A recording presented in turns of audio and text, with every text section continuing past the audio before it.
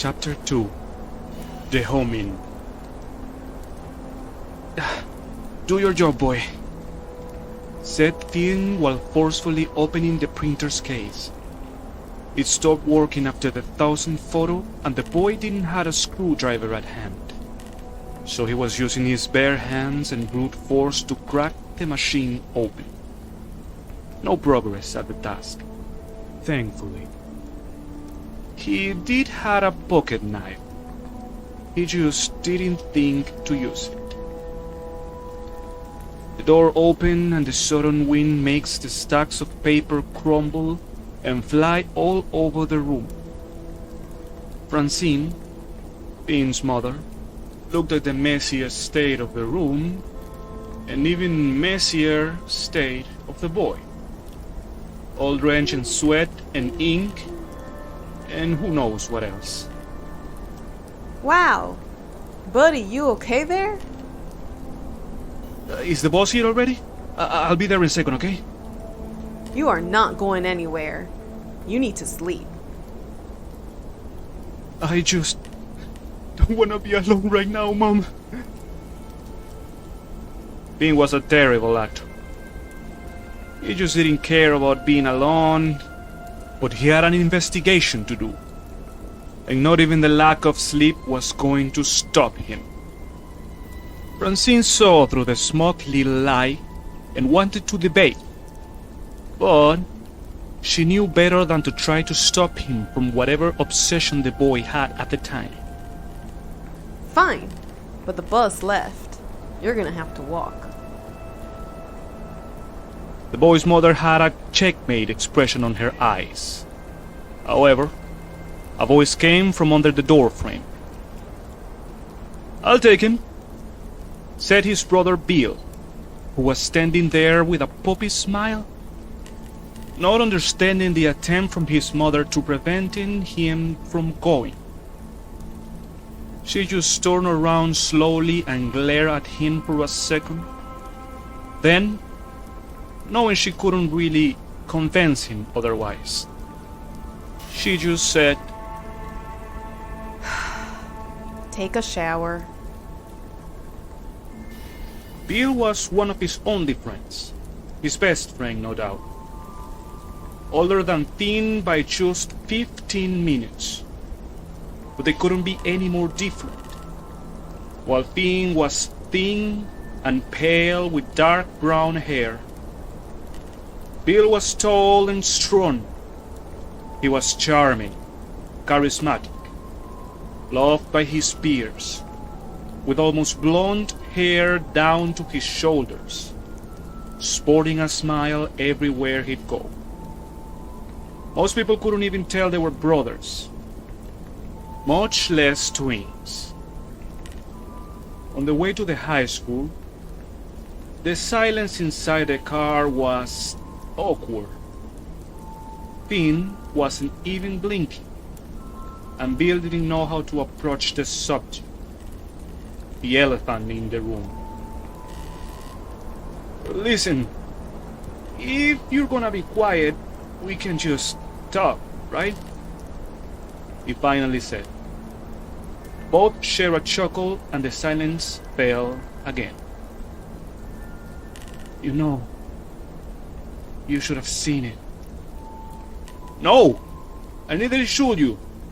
Listen, bro, if you had told me where you were going, I swear to God I would have stuck you into the freezer."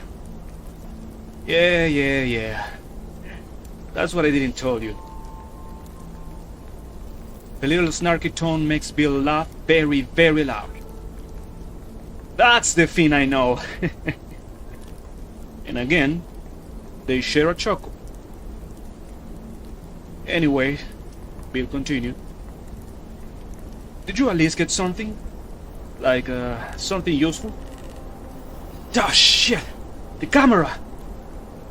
Finn starts looking into his backpack, but his brother stopped him. "Easy there. Took it this morning. I know Ronson is gonna want to take it as soon as he remembers." He's gonna be pissed. This makes Finn take a sigh of relief. He was training his brother, and apparently He was learning. Listen, bro. Let's just go to class. I'll print some pictures and just take a look. See what I can find and we just meet in the parking. What do you say? The boy finally relaxes, but soon he remembers what it was in store for him. Not class, not his investigation. He heard a humming in his head. A fucking humming that makes his hand tremble. A red door with an opaque window and a golden plaque that read, Counselor's Office. That humming, that red lipstick, that smile. For a second there, he forgot about the horrible things he saw in the night. But he was going to walk there with his head tall. You see, he knew that he needed to immunize himself from that horrible venom. Plus, he really wanted to beat her at her own mind games.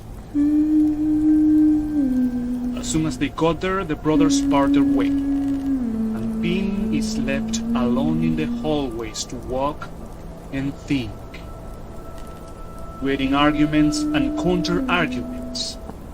Whatever possible word that could be said and its perfect answer.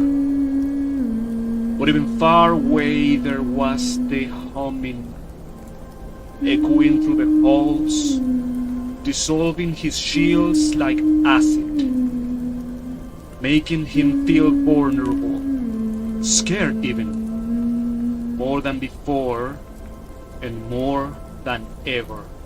But what could she say?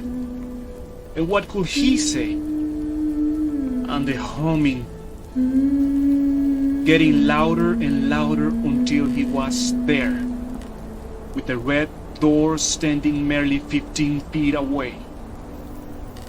But the humming was no more. The hall was silent. He approached and turned the doorknob just to see the room empty. Huh. She's not here. Finn? Oh my god. The sudden voice makes Finn jump, but when he turns around expecting to see Miss Laura, he sees his friend Danny instead. A quiet kid. A good kid. Calm and shy. She is not here, says Danny. Yeah, I figured that one out. Yeah, well, I don't think she's coming. I've been watching. But let's just go to class, okay? Heading back to his classroom, the boy was having this bad feeling, like a void, a bullet he didn't really dodge. It was coming back for him, and he just wanted to get it over with. But he will have to wait. Oh, maybe it was a good thing.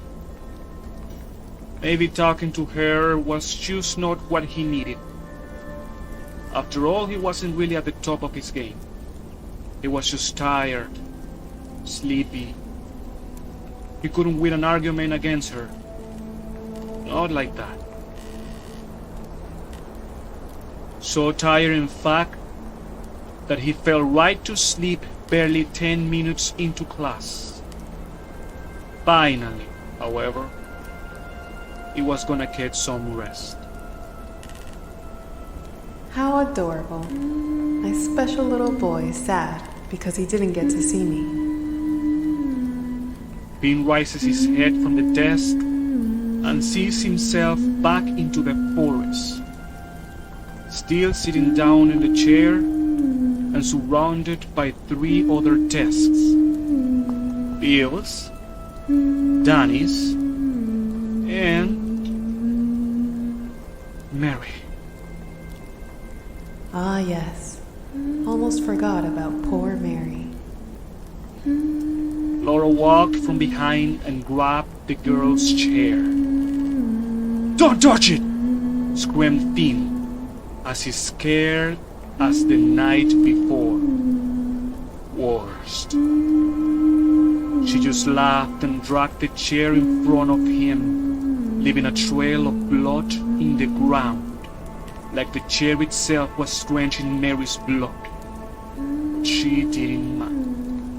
She just sat there like defiling her corpse. Aren't you ashamed, little boy? She continued. This thing you have going on for her is frankly sickening. Laura's accusatory words cut deep. The boy knew it was just a dream, but the woman was as sharp as ever. You went there with your big detective loop, sniffing around, pretending to be your father. That's not... And what a good father he is. You know, Francine cried when she received the call last night. You saw her eyes. She leaned forward. But we both know your father would have taken you there himself. Stop!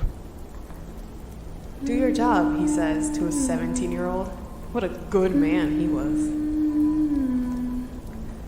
Please, stop.